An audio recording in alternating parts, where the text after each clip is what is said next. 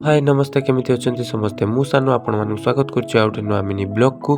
तो आज होछि रविवार मु जाउछि मार्केट। तो आज मांकर षष्ठी पूजा अछि तो चलंतु मार्केट रे केमिति कोन चलीछि देखिबा। तो एबे मु आसी पहुंची नुआ बाजार पाखरे एमिति किछि सजासजी हेछि। मु एपटे जाउछि झाडेश्वर मंदिर आडकू। तो देखि पारथि झाडेश्वर कमिटी रो तांकर गेट टी देखा गलानी। तो चलंतु झाडेश्वर पूजा मंडप केमिति सजा हेछि देखिबा। तो झाडेश्वर पूजा मंडप एमिति किछि सजा हेछि। तो एबे मु एपटे दे जिबी रानीपाटना रे भी ठाकुर हुए रानीपाटना छकरे। तो रानीपाटना छक को जिबा रास्ता देखि पारथुए केते गुडाए लाइट देकी गेट सजा हेछि। राति रे आसिले यार व्यूटा भलो हबो। तो आसिले देखैबे आपन मानकू।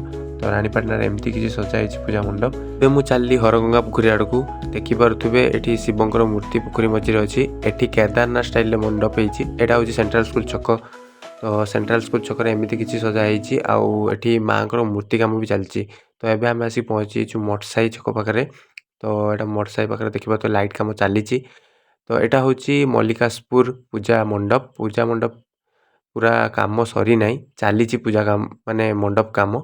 तो देखंतु तो एबे मु आसी पहुंची जाइछि घरे। तो आजर वीडियो को एट पॉइंट करछि। आउ आपण मते देखुथिले पूजा पाई केमति प्रिपरेशन चलीछि मार्केट ऊपर। आउ एटा थिला पूजा सीरीज रो पार्ट 1। पार्ट 2 आउ आकु देखिबा पई मो चैनल को सब्सक्राइब करंतु। और वीडियो जदि भल लागथाय लाइक करिया भूलिबेनी। रहिली जय जय।